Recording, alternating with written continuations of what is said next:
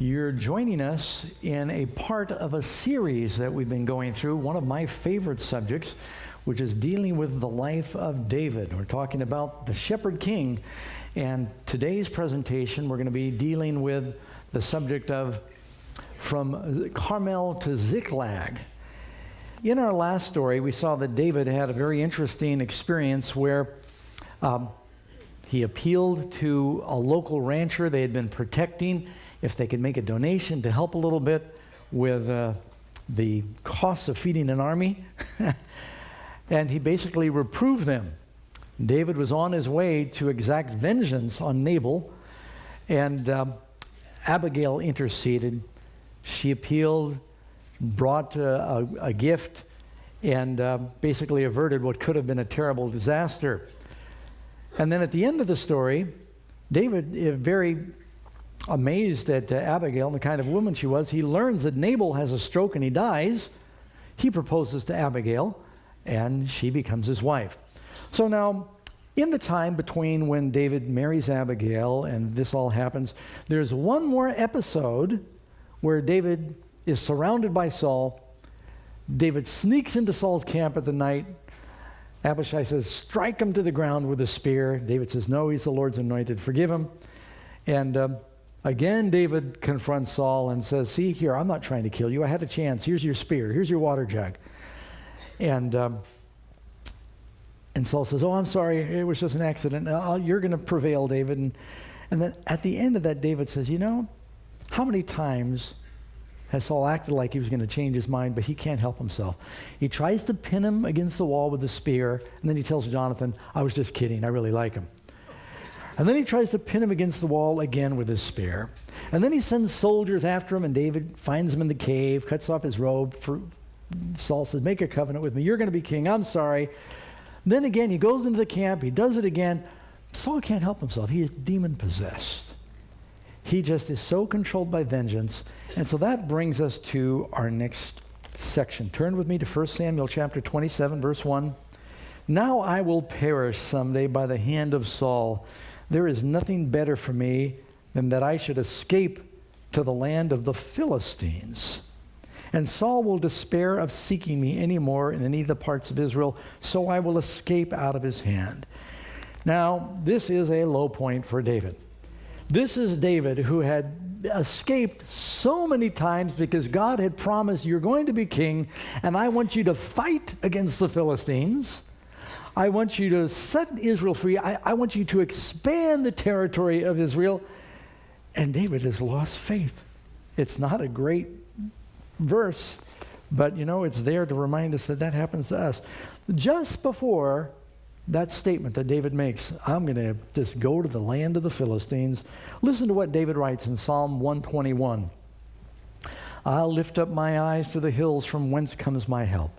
My help comes from the Lord who made the heaven and the earth. He will not allow your foot to be moved. He who does not slumber, he shall neither slumber or sleep who keeps Israel. The Lord is your keeper. The Lord is your shade at your right hand.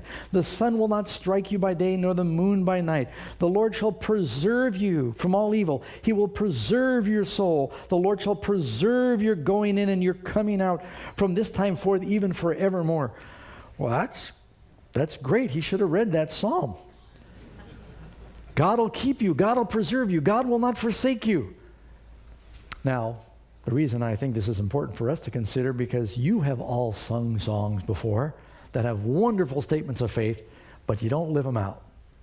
I have too. But since I'm looking at you, I'm going to talk about you.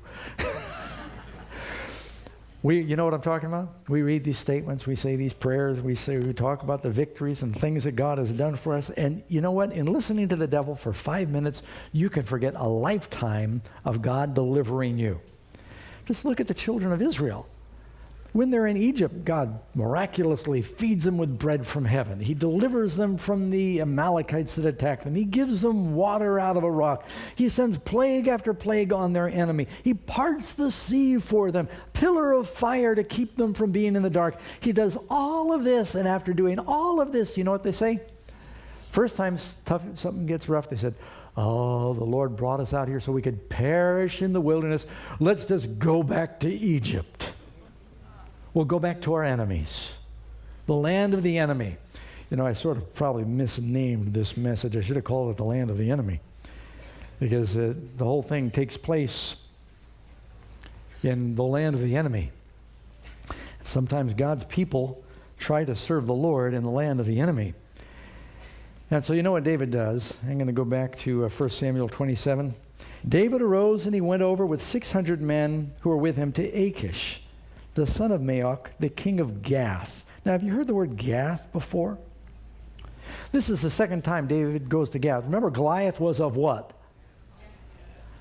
David is going to the hometown of his chief adversary that he's killed.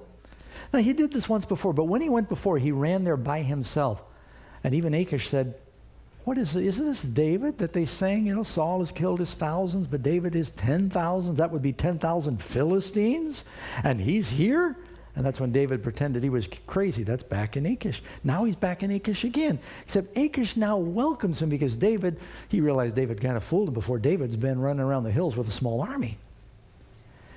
And they've learned that Saul keeps trying to kill David. There's a civil war in the country, and you know that old expression, my enemy's enemy is my friend. And since Achish was enemies with Saul, and Saul was enemies with David, David said, well, if I'm not going to be able to live in Israel where Saul is, he won't give up hunting me. I'll just go stay where Achish is. And Achish says, aha, I have just strengthened my army by 600 men.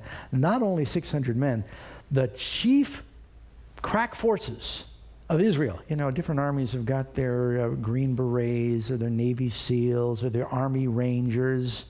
David was the elite force of Israel. At one time, he was Saul's armor bearer. Then he became a captain, and every time, David never lost a battle. You read about it. And now that elite force of David has just come to Achish, and he's going, all right. It flatters him, and they bring their families. They are now going to be on my side. I bet we can overcome Israel at this point. Achish receives him.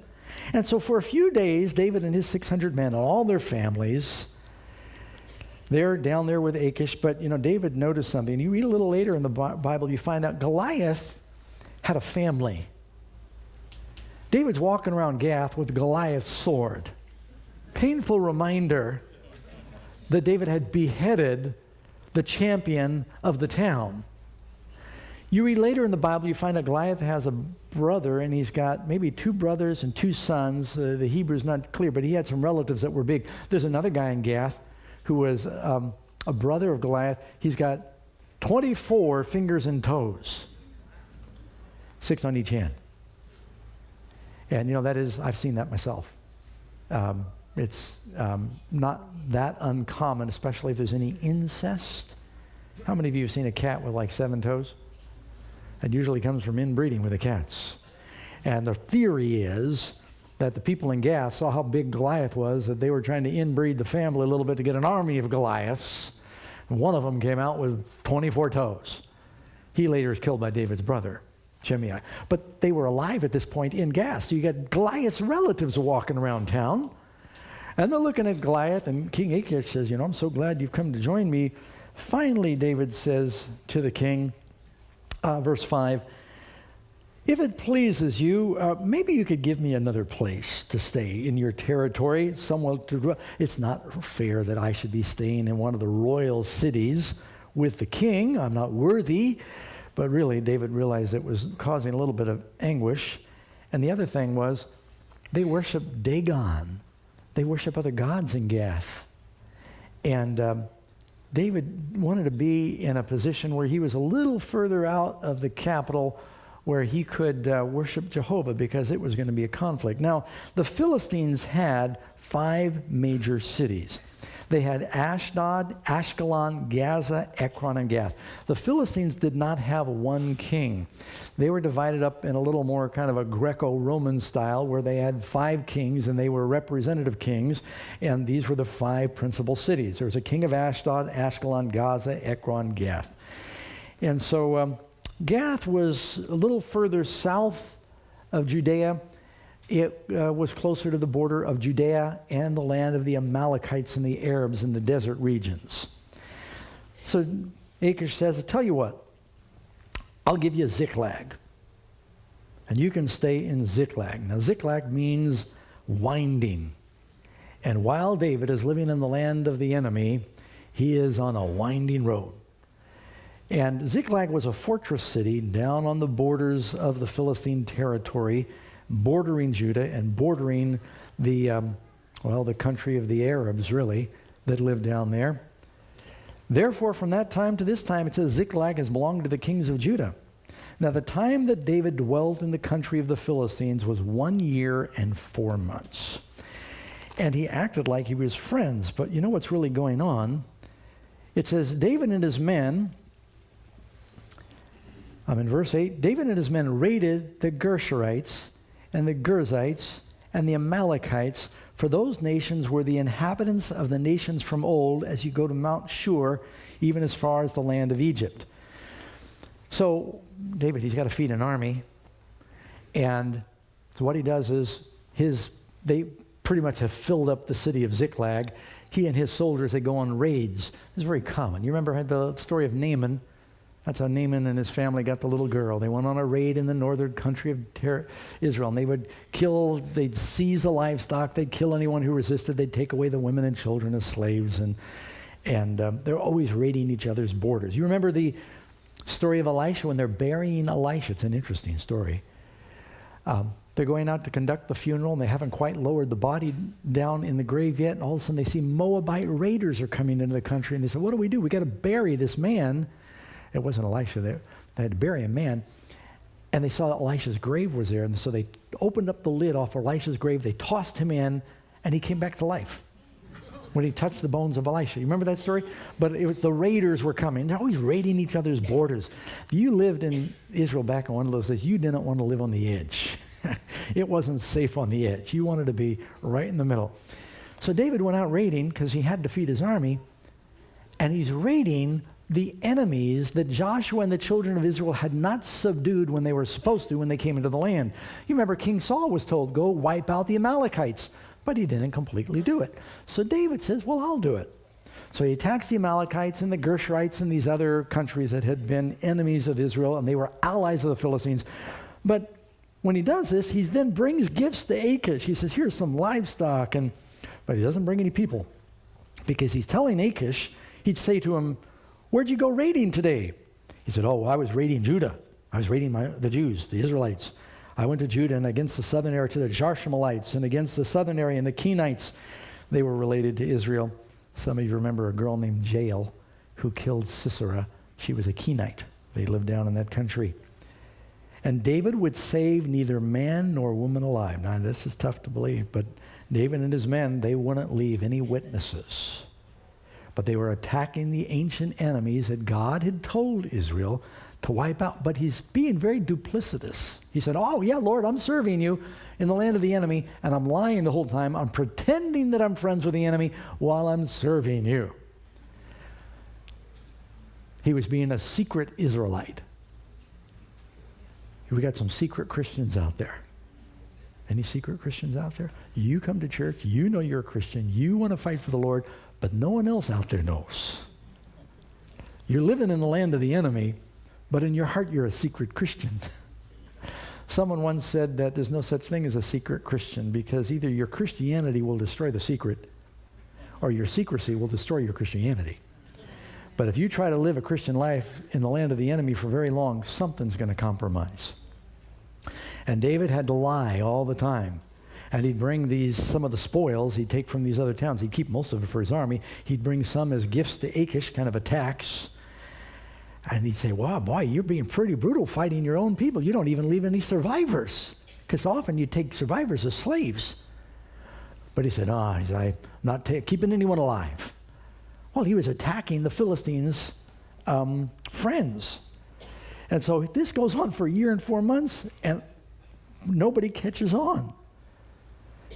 And he'd save neither man or woman alive. So Achish believed David saying, he's made the people of Israel utterly arbor him. Therefore, he'll be my servant forever. Now, something I think is interesting, that when David makes up his mind that he's going to go stay in the land of the Philistines, so many other times David, he's got a priest with him, and he will say to Abimelech, bring me the ephod, let's inquire of the Lord. But David never inquires of the Lord about going to stay in the land of the Philistines. Something else, as well as the scholars can tell, David never writes a song while he's down there.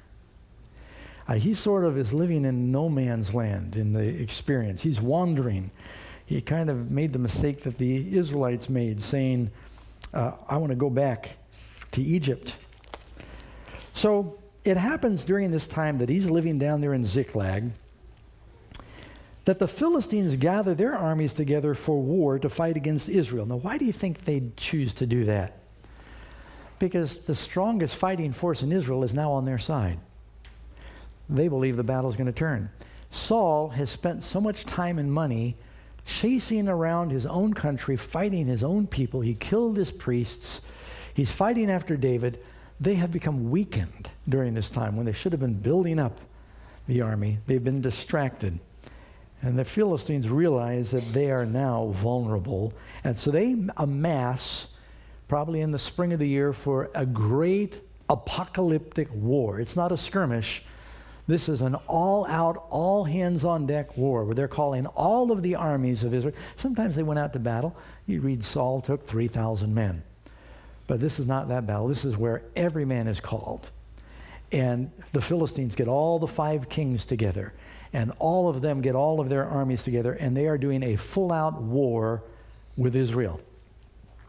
And it says here that they gathered for war, on chapter 28 of 1 Samuel, and Achish, the king of Gath, says to David, you'll surely know that you can go out with me to battle, you and your men. You're going to join us, aren't you? And David said, man, what am I going to do? How am I going to go fight against my own people? God said, I'm supposed to be the king of these people. I'm supposed to kill them? I can't do that. But here he's been lying to Achish, so what do you say? And so he kind of gives a veiled answer. He says, you know what your servant can do. What does that mean? And Achish said, and then I'll make you one of my chief guardians forever. You'll be my number 2 man. How sad. David, who is supposed to be the king, he is now standing shoulder to shoulder with the Philistines that worship fish gods. And that really was that. This kind of hurt him for years after that the people always knew you compromised. God had delivered you so many times before, and you forgot about all those times God protected and delivered you, and you lost faith that he would keep delivering you, and you compromised right before you were anointed king with the enemy. And you made friends with the enemy, Gath of all things, the king of Goliath. And so, he said, yeah, sure, whatever you say, your majesty. Now, it goes on to say in verse 3, Samuel had died. It mentions that also in chapter 25, but it's reminding us what we're about to get into. Samuel had died, and all Israel had lamented for him and buried him in Ramah in his own city. And Samuel had put the mediums and the spiritists out of the land. And the Philistines gathered together, and they came and encamped in Shunem. So Saul gathered all of Israel together, and they encamped in Gilboa.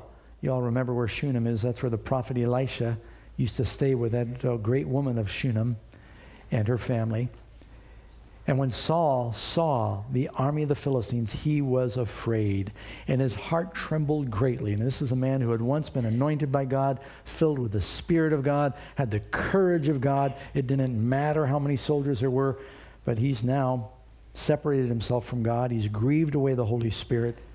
And Saul inquired of the Lord, and the Lord did not answer him. Well, he'd killed all the priests. How do you inquire of the Lord then? Neither by Urim or by the prophets. This is when you get to the place where you don't hear the voice of the Lord anymore. You've wondered what the unpardonable sin is like. That doesn't mean that sometimes we all go through spells where it seems like God is quiet. That doesn't mean you've grieved away the Holy Spirit. Don't misunderstand.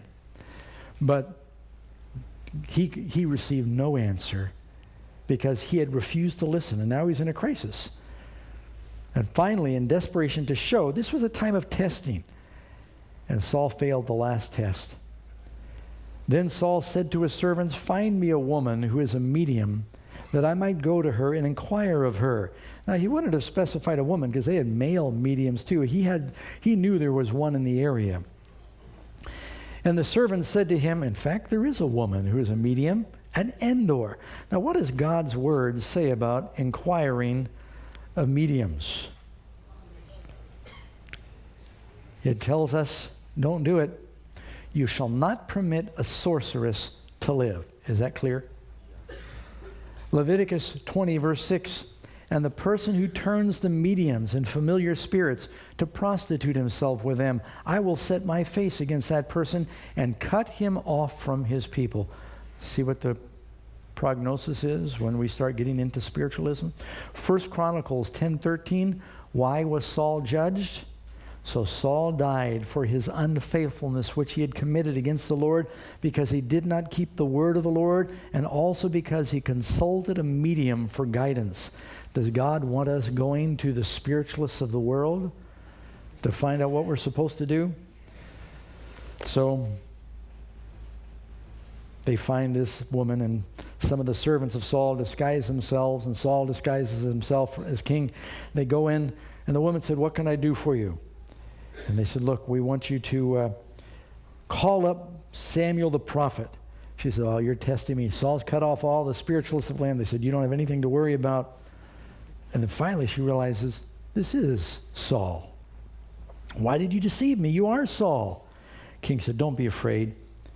Call up this prophet. Bring up Samuel for me." He said, "I need to know what to do." And so this apparition appears. She goes through her incantations, and she throws a little gunpowder on the fire or something. And, they dance around, and they've got the vapor and smoke, and they make the woo-woo noises. And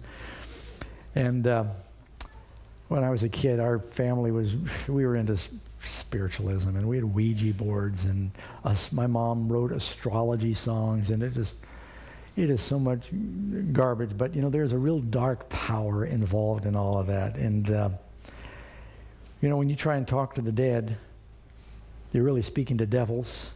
One of the last great deceptions that's going to come on the world, it says that 3 unclean spirits like frogs, Revelation 16, come out of the mouth of the beast, the dragon, and the false prophet, and they go forth to the kings of the earth to deceive them. And I think there's going to be devils that will impersonate the dead, that are going to start manipulating leaders of the world who've gotten involved in spiritualism in the last days because they don't know the dead are dead. And this is exactly what happened to King Saul is going to happen to people in the last days. This happens before great judgment on God's people. It's going to happen in the end also. So this devil that is coming pretending to be Saul, and some say, no, it really was Samuel. No, it's not Samuel. Does a witch have the power to resurrect a prophet of God? And also the message that is given is a totally hopeless message. And it says, you're going to die tomorrow, and your sons are going to die. And finally, when Saul hears this, he just falls flat out on the ground. He is so overcome with fear. He hadn't eaten anything that day. Verse 20, and Saul fell full length on the ground and was dreadfully afraid because of the words of Samuel. And there was no more strength in him. He had eaten nothing all that day and all night. And the woman came to Saul, and Saul, he was severely troubled. She said, look, I listened to your voice. I put my life in my hands, and I did a seance for you, is what it amounts to. And now you have to listen to me. Let me feed you something. So she goes and kills a fatted calf.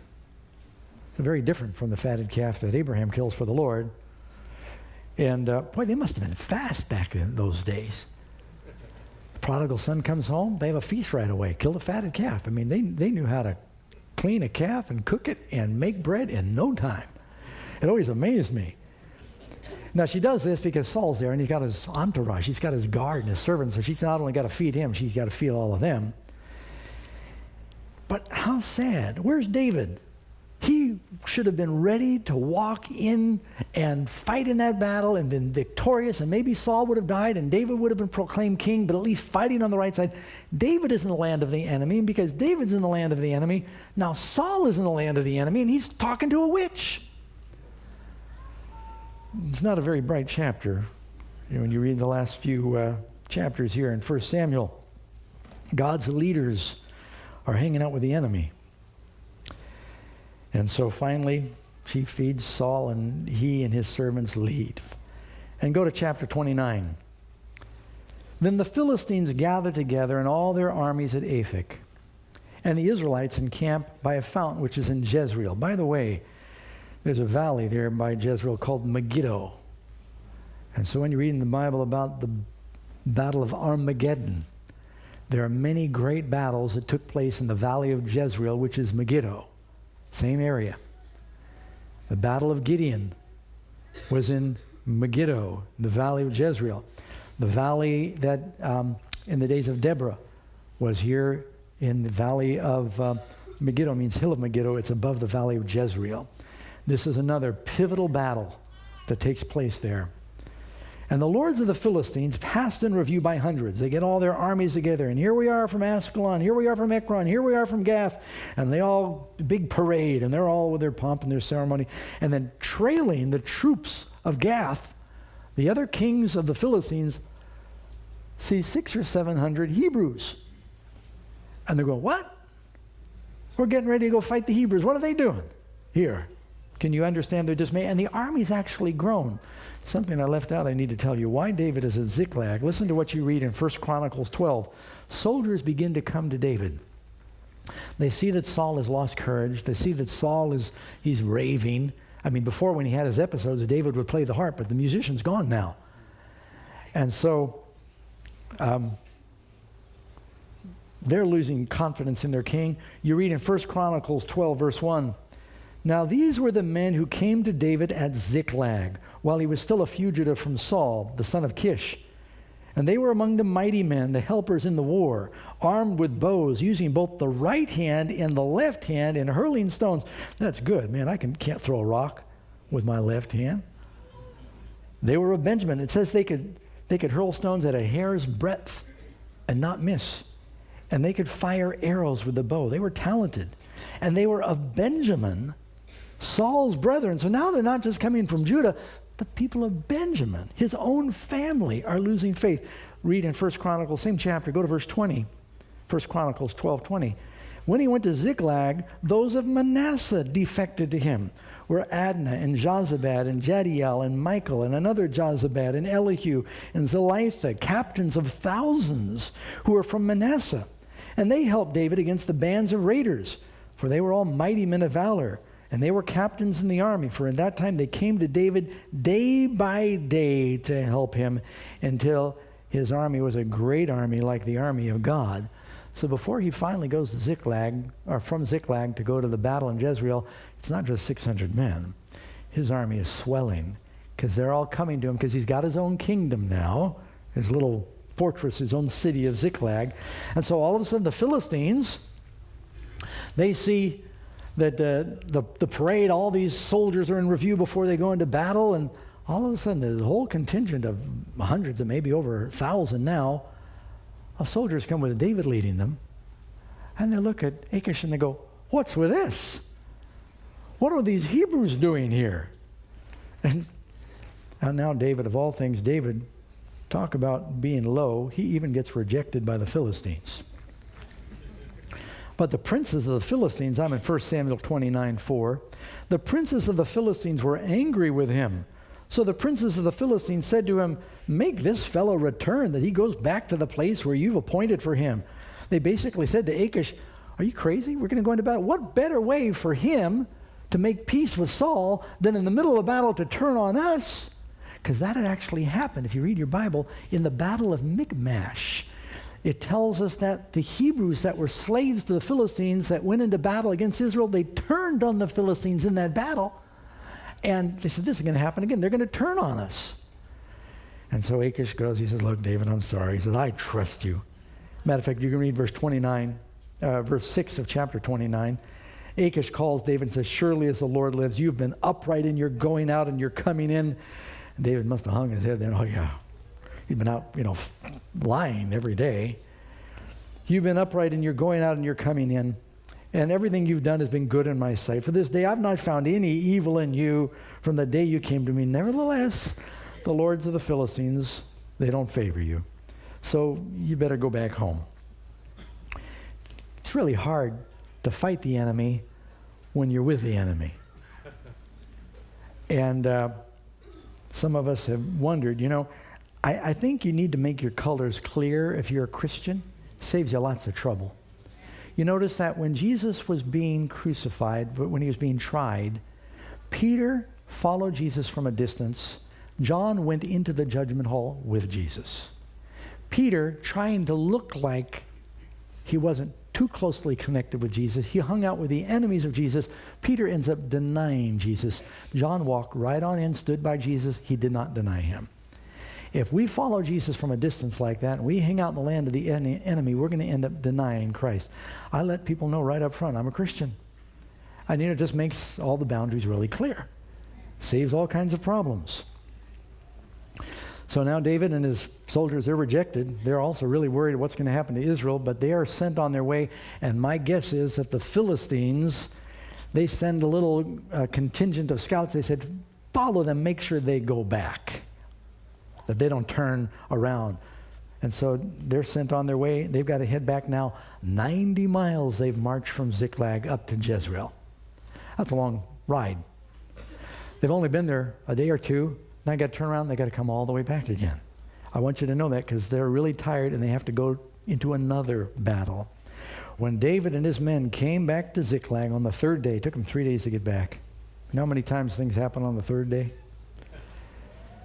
That the Amalekites had invaded the south and Ziklag and attacked Ziklag and burned it with fire. They had attacked the southern extremities of Judah and the border of the Philistines. Now, why would they do such a terrible thing? Well, David had been attacking them. Did you just read that? You know something about the history of the Amalekites and the Israelites? It's important to understand it is one of the longest standing feuds, and they had the most brutal command. The Amalekites were an age-old enemy of Israel. Exodus 17:14.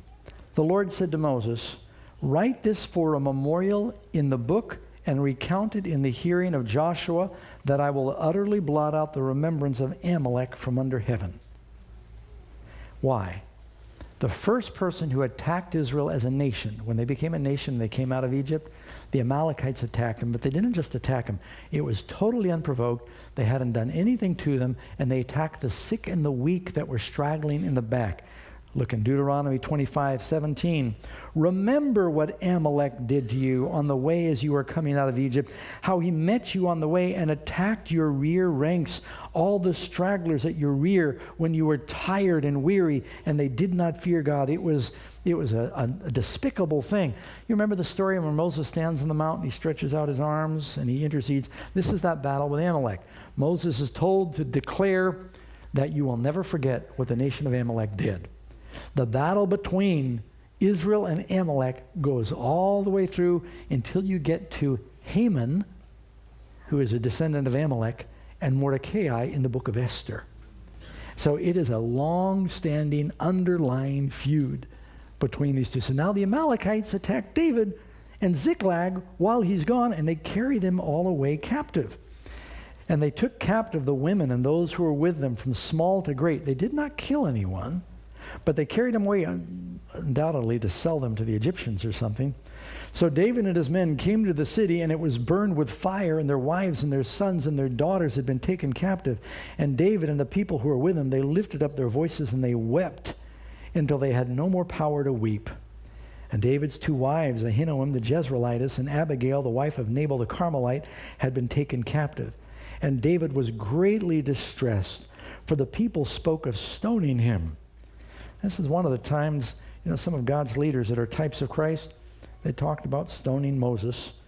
They talked about stoning Elijah, and they wanted to stone David. They talked of stoning him, and you can kind of understand. Said, David, here's your bright idea. We were much safer living in the caves of En-Gedi, and here you've got us now living with the Philistines, and look, we marched off under this pretense of fighting with the Philistines, and while we were gone, we've lost everything.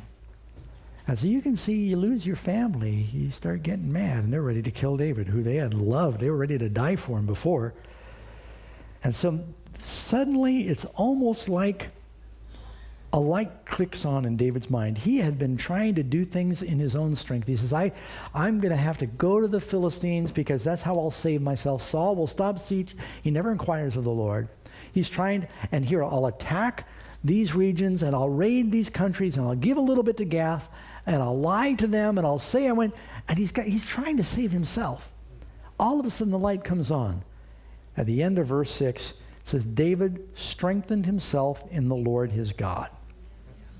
You know, we all need friends that can strengthen us. But sometimes when your friends are ready to stone you, all you can do is strengthen yourself. And David realized, how did we get here? And he thought, you know, God, you're the only one I've got left to turn to. Now even my soldiers are ready to kill me. And suddenly David says, that's right, don't we have a priest here among us? And he calls for Abiathar, the priest, Ahimelech's son. He says, please bring the ephod to me. And Abiathar brought the ephod. And now David is inquiring of the Lord again. Praise the Lord. He's turning back to God. He says, shall I pursue this troop, this army of raiders? It's bigger than just a group of raiders, you'll see, that attack Ziklag. Will I overtake them? And he says, pursue. You will surely overtake them, and without fail recover all. That's quite a promise. So David, he goes and 600 men who are with him, and he comes to the brook Besor. You look at your map, you'll find that he's gone way down south towards Egypt. There's a creek that actually has water most of the year where they stay, where some were left behind. But David, he and 400 men pursued, and 200 stayed behind. Now, can you understand why they're tired? They marched 90 miles north with the Philistines, ostensibly to fight against Israel with them. Then they're rejected. They marched 90 miles back. And now they found out that their family's been attacked. Now they got to go march on another battle. You ever do the math on that? That's a lot of, they're marching like 200 miles in just a few days. And they are, even though they're trying to save their families, they physically cannot go on. Some of you remember the story when Gideon and his 300 soldiers were attacking this vast army of 1 million. It says they were pursuing exhausted. They were exhausted, but still pursuing. And what gives you the strength to go on when you're exhausted? How could David, some of the men stayed behind, but David and his men, they went on. How could you keep going on when you're physically at the end like that? And then once you get caught up with them, what do you got to do? You got to fight. You're just getting there, you think, I can rest. No, now you got to fight a war. Their love for the lost family mobilizes them. When you love somebody and you got to go the second mile to get them, it's no problem. And so David's thinking about his wives, and he has children actually at this point, though they were very young. And all of his men, they've got wives and children, and they are going to go until they drop to try to save them.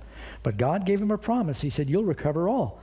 So while they're pursuing, they find out there among all the footprints from the Amalekite camels in the dust, there's a slave that is laying on the ground half dead.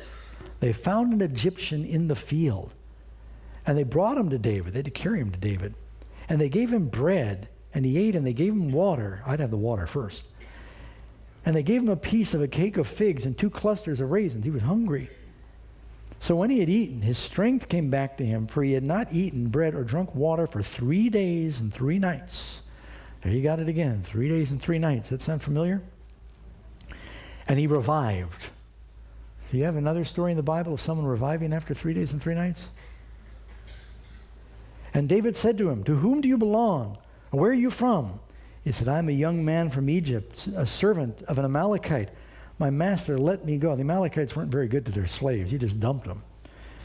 He left me behind because I was sick. We made an invasion in the southern area of the Cherethites, in the territory that belongs to Judah, the southern area of Caleb, and we burned Ziklag with fire. And David said, can you take me down to this troop? Do you know where they went? He said, swear to me by God, you'll neither kill me nor deliver me back to the hands of my master, and I'll take you down to this troop. After all, they dumped me. And he brought him down there. There they were spread out over all the land, eating and drinking and dancing because of the great spoil that they had taken from the land of the Philistines and from Judah. And David sees them. They probably watched on the hill and rested a little bit. They let them get good and drunk. And he knew his family was down there. But they stood up there, and it says, and David attacked them from twilight until the evening of the next day. For a whole day. That must have been a big army, because it said not a man of them escaped except 400. When you say not a man, only 400, whenever you say only 400 escaped, well, how many were there? Must have been thousands. But David and his 400 exhausted men, they came on them, and they were all drunk and hung over, and they had a food coma. They had eaten so much, they had been feasting. And you know, when the judgment came on the Amalekites, it was at the end of a party. You know, that often happens in the Bible. It's, you know, it's when the party's over, the judgment comes. And they attacked them. 400 young men escaped on camels. And David, just as the prophet had said, the priest said, he recovered all the Amalekites had carried away. And David rescued his 2 wives, and nothing of theirs was lacking, either small or great, sons or daughters, spoil or anything which they had taken, except now they've got even more, because they not only got what they took from Ziklag, they've got what they took from everywhere else, plus what they had. And David just keeps growing in spurts. You notice? He blessed him with Nabal stuff, and now he's been blessed again. And you'll find out he ends up paying a tithe of everything he gets here to the elders of Israel. So he recovers everything. Now, who does David represent in our study we've been doing? Jesus is called the Son of David. Is Jesus going to come? Will there be a great judgment? Will it come at an hour when the world least expects it? Is he going to recover all that trust in him? And even though we've been taken captive by the enemy, if we're his children, he is coming to rescue us. Jesus is pictured in Revelation coming on a horse with a sword, isn't he?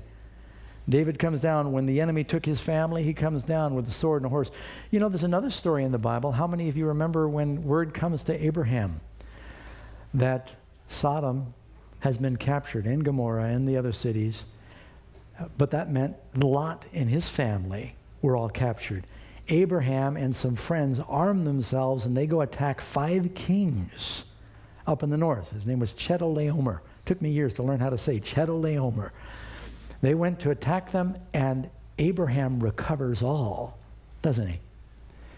And when you're fighting for the Lord, for the salvation of others, and not only does Abraham recover all, he ends up with a great bounty, and he pays tithe on it.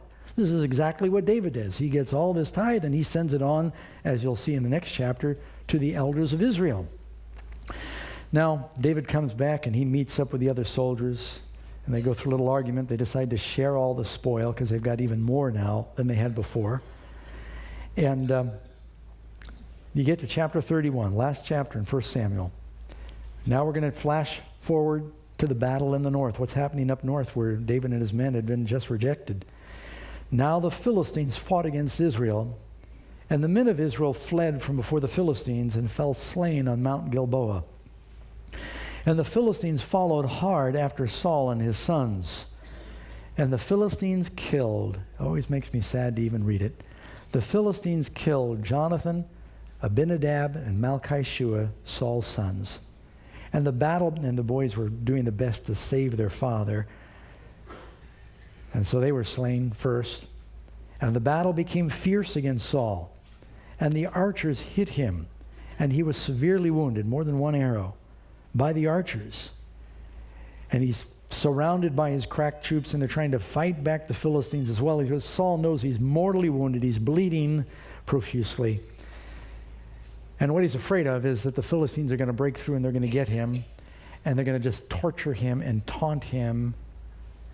And he says to his armor bearer, "Draw your sword and thrust me through with it, lest these uncircumcised men come and thrust me through and abuse me." He said, "Don't let them have the credit. I've fought them all my life. I don't want them to kill me."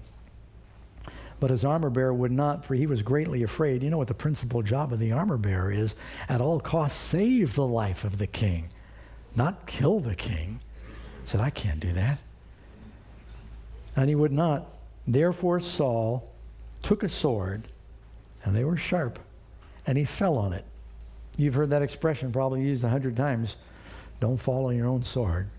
It's all drawn from this story in the Bible. Saul, he didn't have anyone else to do it, so he put the sword on the ground and he fell right into it and mortally wounded himself. And his armor bearer, when he saw what happened and he saw that they were surrounded, he fell on his sword and he died with him. So Saul and his 3 sons and his armor bearer, it's interesting, it mentions not just his sons, but it mentions twice the armor bearer. You know, I think it's interesting because David was once his armor bearer. And I have a feeling if David was there, that wouldn't have happened. And all his men died together that same day. Now, it doesn't mean the whole army died, because Abner and others survived, but a lot of soldiers fell on the field.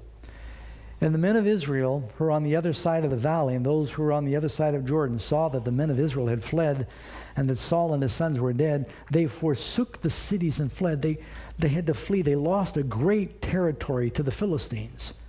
And the Philistines came and dwelt in them. It's interesting. David has now annexed a city of the Philistines, and the Philistines are annexing the cities of Israel. So it happened the next day when the Philistines came to strip the slain that they found Saul and his 3 sons fallen on Mount Gilboa. And they cut off his head, what David had done to Goliath. And they stripped off his armor, what David had done to Goliath. And they sent word throughout the land of the Philistines to proclaim it in the temple of their idols. They are rejoicing. They are glorifying these pagan gods among the people. And they put his armor in the temple of the Ashtoreths. And they fastened his body to the walls of Bethshan. It's interesting that the Bethshan means a place of peace, a house of peace. Now, Bethshan is in the territory of Israel. They took this city right on the crossroads. Bethshan, you can see a picture of it today. I think I even have a picture of it you can put up on the screen. Yeah, there it is. Up on top of that hill was this city. It's on the crossroads in the middle of Israel, not far from Jezreel. They had a big wall there. It was a great billboard to advertise. And there they pinned the bodies, the headless body of Saul and the bodies of his 3 sons. Now, one of those sons, what was his name? Jonathan. You know, this is the Jonathan who was to be prince, who told David, here is my robe, here is my belt, here is my sword, here is my bow. And he made a covenant with David, and he loved David, and he said, you will reign in my place. And you know, I can't help but miss the analogy here, that here you've got that son. Jonathan means Yah, Nathan, gift of Jehovah. God so loved the world, he gave his son as a gift. That he is pinned up on the wall, suspended between heaven and earth. And the men of Jabesh Gilead, when they saw that, they were loyal, they came, risking their lives. They took the bodies of Saul and his sons down, and they basically had a cremation and a burial for them. Jesus had friends that came and rescued his body. And so just at the very end, you even see at the end of this book, you can see another picture of the cross, Jonathan, who I think is a type of Christ, who loved David, who traded places with David, who gave him a sword, a belt, a shield. Makes us think of Jesus, who said, look, I will die suspended between heaven and earth for you. I am the son of the king, but I will let you have my throne, and I'll give you my sword, his word, and I'll give you my bow, his strength. I'll give you my robe, his righteousness. This is what Jesus did for us. And this is how 1 Samuel ends.